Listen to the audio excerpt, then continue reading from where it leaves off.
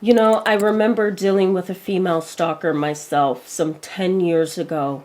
I was in a group private practice with other therapists, and I had been at the time seeing adults, children, teens, and families. Most of the adults that I was getting, they tended to struggle with severe delusional thoughts, severe psychosis, brief psychotic disorder, schizophrenia, bipolar disorder, and a host of other disorders that really impacted how they functioned in life. These clients were pretty difficult, and I remember getting a phone call from a husband who was really struggling with his wife. He wanted to understand why she was so difficult, why she was believing that he was doing things that he wasn't doing. After spending at least a month with this family, one day I received a phone call from the wife. She was going through quite a bit. She was having delusional thoughts that the FBI was tracking her,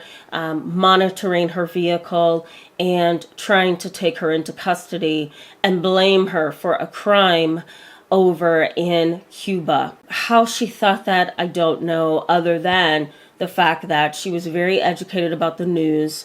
She was very much into Gaza, very much into Palestinian crime, very much into other countries who were dealing with trafficking and, burglary and other crimes, drug abuse. So she kind of had this information in her mind. So she was well aware of the state of society. That, in addition to getting divorce papers from her husband stating that he didn't want to be a part of her world, it all kind of caused her to snap. And here I was as the therapist, as the savior, as the rescuer in their lives. And the children automatically just formed to me. And they had a bond with me. Anything that would go wrong, they couldn't wait to talk to me about it. Sometimes in between sessions, if there was a crisis, I would text or call the kids. During sessions, they reported wanting to show me things they've accomplished, and they really liked that positive energy that they had with me. But this caused their mother, who was going through a psychotic break, to come against me. And I remember driving in my car with my mom, and I got my 30th phone call from this woman. And I pulled over on the side of the road and I broke down in tears. And I remember saying, "Mom, I'm so tired of her. I'm so tired of this harassment." And my mom graciously said, "It's going to be okay." She prayed. We called law enforcement. The next phone call she placed to me, they tracked. They went and got her, put her in handcuffs, and I asked them to take her to the hospital on a 302, which is an involuntary commitment, meaning she had no option whether she was going to be in the hospital or not. She stayed there, got out, attempted to continue the behavior, but thankfully, after 2 phone calls when she was released from the hospital, she ended up in prison on drug charges, and that is where she remained, and she still is today. Female stalkers are interesting because, number one, they're not as prevalent and prominent as we think they should be, or would be. Most female stalkers stalk people that they are in connection to. So an acquaintance that was short-lived but desired, a therapist, right, who may be the 7th or 8th therapist in their life, maybe an attractive male therapist that they really like and respect. It could be a slightly older male that they have run into and now they're infatuated. Stalking behavior in females is quite different from males. There is some research to suggest that men tend to have way more legal challenges.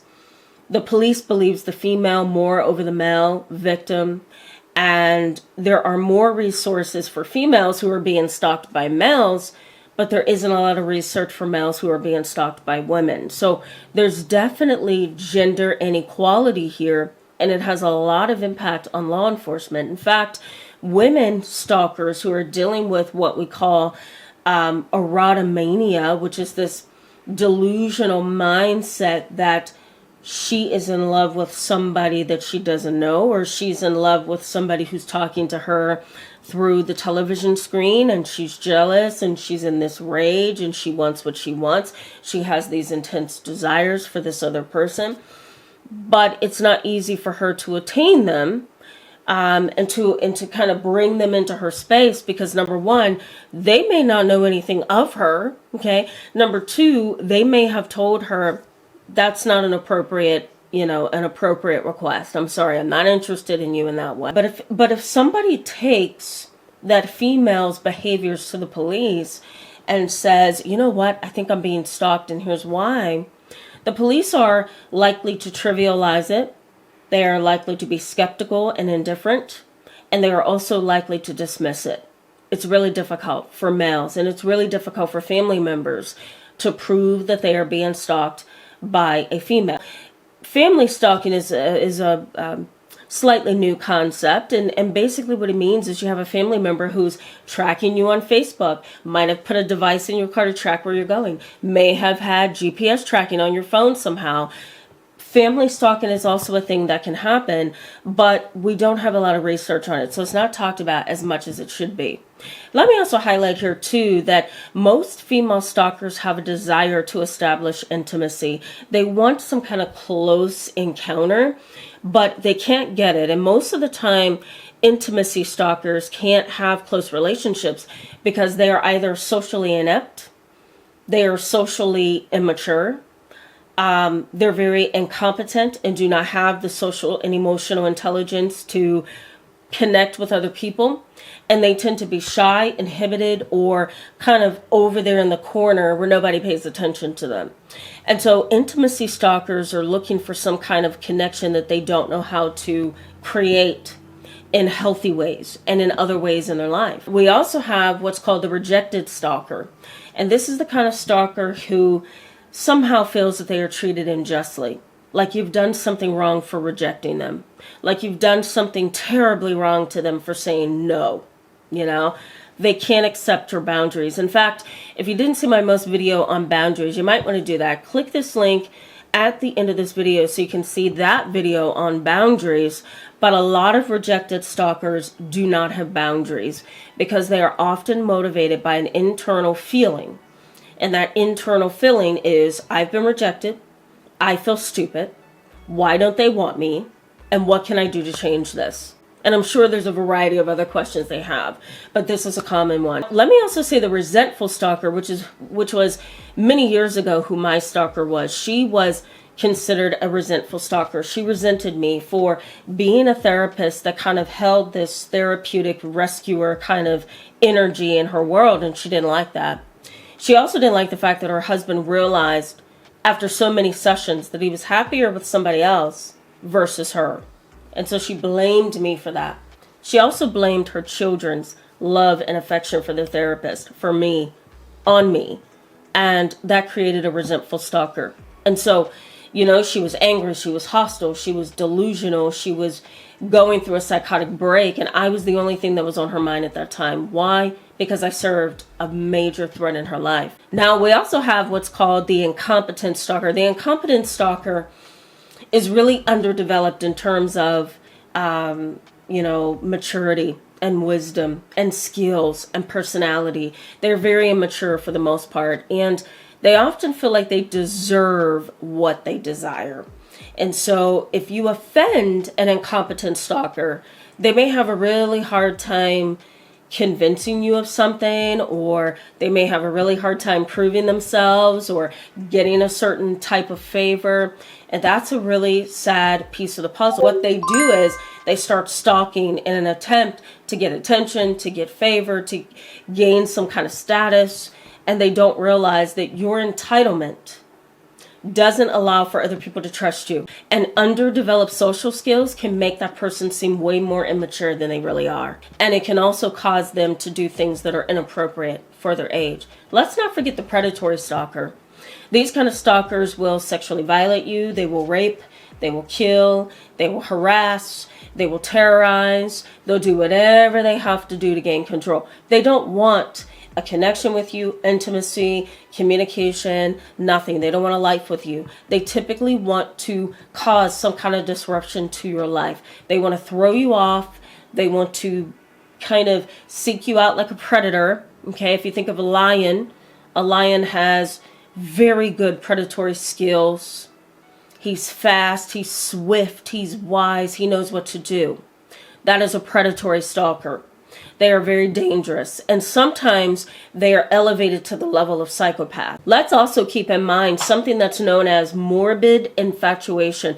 This is basically when an individual, excuse me, is repetitively coming after you. They may also be obsessional and paranoid, and they tend to feel that you have the same loving feelings for them that they have for you. So the morbid infatuation is you are interested in me and I am interested in you. And so we have to get together at some point because we have to come together. This is a must kind of a situation. And during that process of believing that there's a mutual love interest, they then become obsessional. And that's where they become, aggressive and sometimes incompetent and sometimes resentful and sometimes paranoid. They desire something that truly isn't there. And so these individuals can be very, very unstable. There's many forms of stalking. And I just named a few of them. But if you want to learn a little bit more, check out these videos right here at the end of this video. I break it down a lot more for you there. Let's talk about how this impacts you. Now, there's a process of surveillance that can happen in your world. That means the stalker, the female stalker, is a part of your life in a way that you didn't know. They are engaging in the process of surveillance through tracking and monitoring and watching and gathering evidence on you. They are really trying to get all of this information about you so that they can have it if they have to use it against you, if they have to manipulate you to get it, whatever it is. They're going to try to gather information from you. They're going to monitor you. They may put a GPS tracker in your phone. They may also put a GP tracker on your car, especially if you are married to somebody who understands technology and law enforcement. It's possible, right? So they're going to go through the process of surveillance. They're also going to go through the process of invasion. And that could be through spoofing. You guys know what that is, but here it is up on the screen for you. There's going to be repeated unwanted contact. And there's also going to be hacking. So they can hack into your phone, your computer, your security system, right? There's also intimidation that's a part of this whole process. Another tactic of female stalkers would be attacking other people close to you.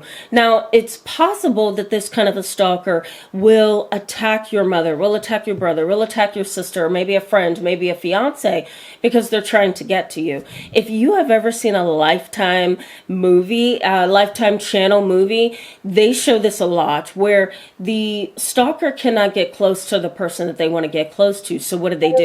They call up the husband on the phone and ask for a business deal, or they go to the restaurant and sit at the table and eat dinner knowing that your husband is over there and you're not there to say, that's my stalker over there. The other thing is impersonation. That is the scariest part of stalking. And females will do this. They will, somehow get your business account number and go and spend on your business credit card. They will act like they are living in your home when they're not, or they are no longer living in your home. They can find somebody to impersonate your voice and tell your boss that you can't come in today. Impersonation can be a very evil and dark thing to do, and a lot of female stalkers will do this. You may also receive unwanted gifts, right? And this can be in a family as well. You may receive unwanted gifts. I've told you numerous times I don't want them, right? I've told you numerous times we are not going to communicate anymore. I feel that you've crossed my boundaries, and now this is where the boundary is. Don't cross it. Accessing your accounts can also be a very big issue. Social media accounts, bank accounts, right? Email accounts. They may even have your information so they can go online, type in AOL.com, type in Yahoo.com, and they have your password. So they could start sending people your emails, maybe tampering with your voicemails, right? It gets pretty scary. The feeling of being taken advantage of is one of the most frightening feelings, and a lot of people feel this way. Stalking is intrusive. And the intrusive nature of stalking is that the other individual, the female, does everything that they know you don't want them to do.